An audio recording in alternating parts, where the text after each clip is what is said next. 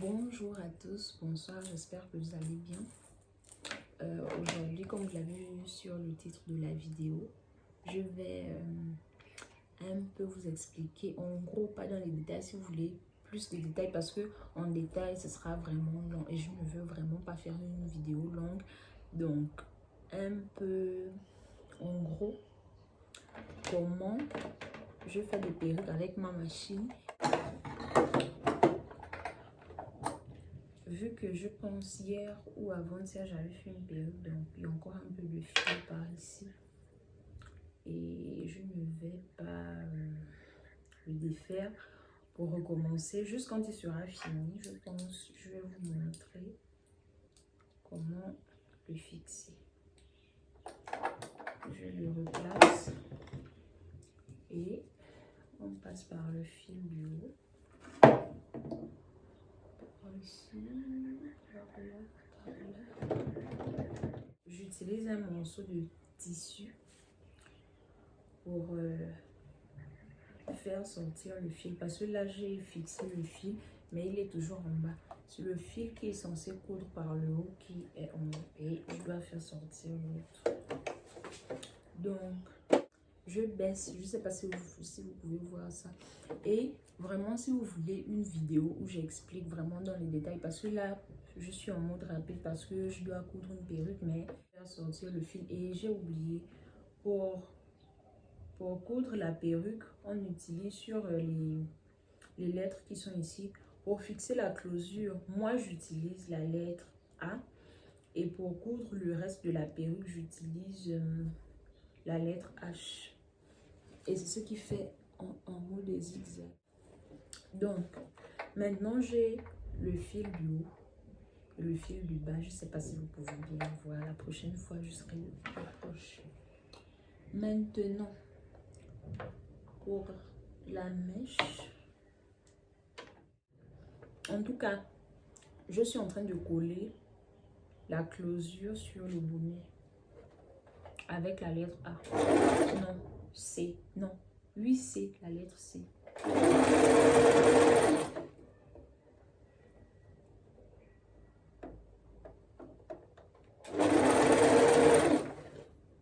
Et pour coller la closure sur le bonnet, en fait, je ne sais pas comment je peux expliquer. La closure, elle est comme ça. Comme ça, par exemple, c'est la closure. Et pour coller sur le bonnet, on coupe d'ici jusque là. On s'arrête à un niveau. Et après, on vient par l'autre côté continuer en fait. Et c'est ce que je fais. C'est vraiment pas compliqué. En vrai.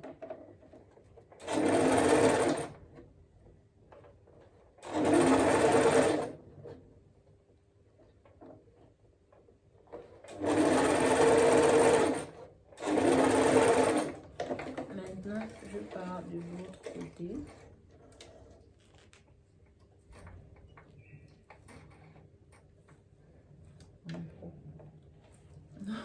Je préfère utiliser ma paire de ciseaux quand même. Je ne veux pas trop tirer le fil. Vu que le fil, il y a deux fils, le fil qui coupe par le haut et le fil qui coupe par le bas. Donc voilà pourquoi j'ai coupé 2 fois. Maintenant, je passe de l'autre côté. En fait, comme c'est ça que j'ai expliqué. La closure, elle est là. Je suis en train de la coller sur le bonnet. J'ai cousu d'ici jusque là. Et là, je vais faire l'autre partie. La plus importante. Ça, c'est la mèche que j'avais doublée. La mèche que je viens de doubler. C'est celle-là. Et donc, maintenant, la première ligne est faite. Et ce n'est pas le coudre une perruque à la machine, ce n'est pas comme à la main en fait. Là, par exemple, après la première ligne, je coupe en fait. Je coupe le bout et je viens recommencer une toute autre ligne. Il pleut. je ferme les fenêtres parce que je ne sais pas, après si vous allez m'écouter, je ne vais pas maintenant crier. Comme si j'étais, je ne sais pas où. On coupe. Et après, ça reste comme ça en fait. Et ensuite, on continue la couture. La deuxième ligne.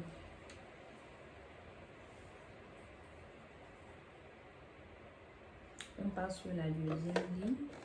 Et normalement, pour les gens qui apprennent encore vraiment, quand je faisais ma formation, on mettait le bonnet sur un mannequin.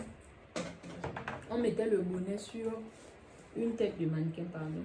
Sur une tête de mannequin et on faisait des lignes en fait. Et quand tu couds, tu suis les lignes directement. Mais moi en fait, je trouve que déjà je n'ai pas le stylo avec la craie. Il y a des lignes, mais au final ça finit par s'effacer. En fait, ça s'efface vraiment rapidement vu que c'est un genre de, je sais pas, passoire et tout. Donc la craie s'efface en fait. Et il y a un genre de stylo qu'on utilise aussi pour faire des traits, mais je ne l'ai pas encore trouvé. Bon, je ne l'ai pas non plus cherché. Parce que moi, je me débrouille bien comme ça. Donc, ça ne me dérange pas vraiment. Mais si vous voulez vraiment avoir des lignes droites et que vous ne pouvez pas faire des lignes droites sans voir des traits, vous pouvez acheter ce stylo là où vous utilisez la craie. Et à chaque fois, quand la craie s'efface, vous recommencez juste en fait.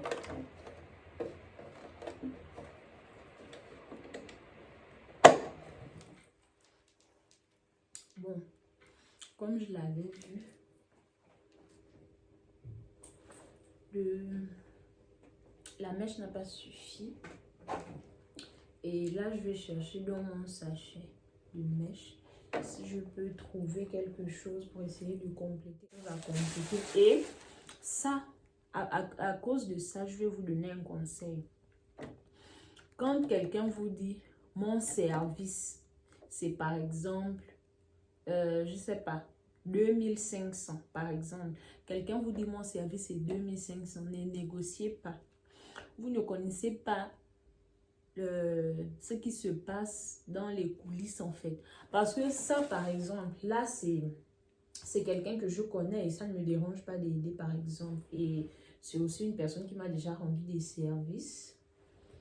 Donc, si c'était par exemple une cliente à qui j'avais donné un prix et elle avait discuté, oh non, par exemple, je n'ai que 1000 francs et tout, machin, ça n'irait pas en fait. Et là, je ne serais même pas d'accord pour ajouter ma mèche parce que parfois, je peux ajouter. Et quand tu expliques à la personne et tu lui donnes son produit, elle dit, genre, je sais pas, parfois, elle ne te croit pas en fait. Donc, quand on vous donne un prix, respectez le prix. Parce que quand vous respectez le prix, c'est ce qui fait en sorte que quand il y a ce genre de cas-là, toi-même tu gères ça facilement en fait. Tu n'as pas besoin d'embêter ou d'appeler le client et on vous donne un travail vraiment bien fait, pas un travail bas. J'ai pu finir la perruque. Je n'ai pas pu trouver exactement la même longueur que ça mèche. Mais bon, j'ai pu faire quelque chose quand même. Je ne sais pas si vous pouvez voir ce que ça donne au niveau de la couture.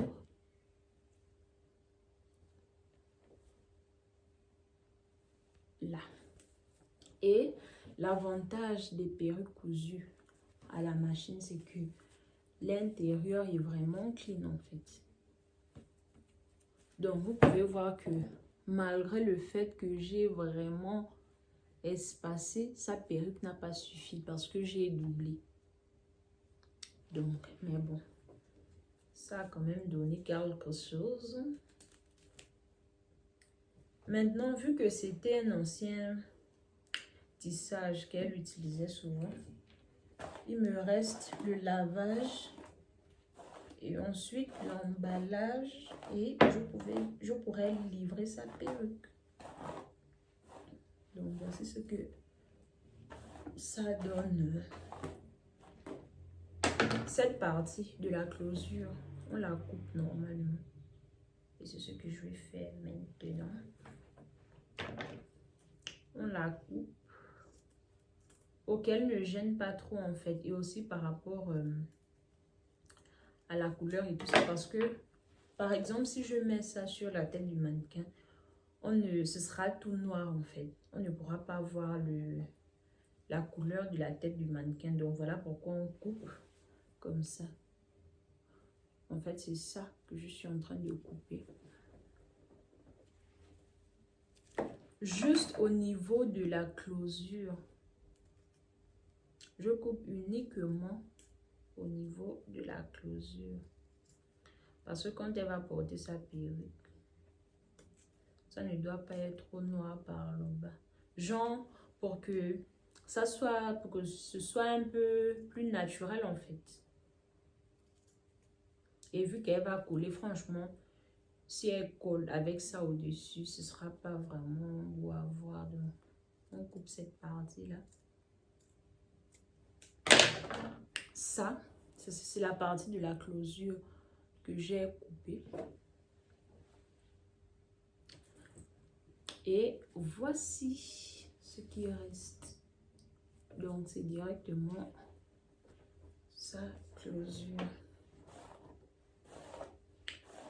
Donc, pour que la vidéo ne soit pas longue comme je voulais, je ne veux pas une longue vidéo. La vidéo va s'arrêter jusque là. Si vous avez des questions, les vidéos, donc ça me ferait plaisir vraiment que vous posiez des questions et que par rapport à vos questions, je fasse des vidéos. Ou si vous avez des idées de vidéos, je pourrais les faire pour vous. Par exemple, le lavage. Mais aujourd'hui, je ne suis pas vraiment dans un mood. En fait, là, je suis fatiguée. Je pense que je vais aller manger.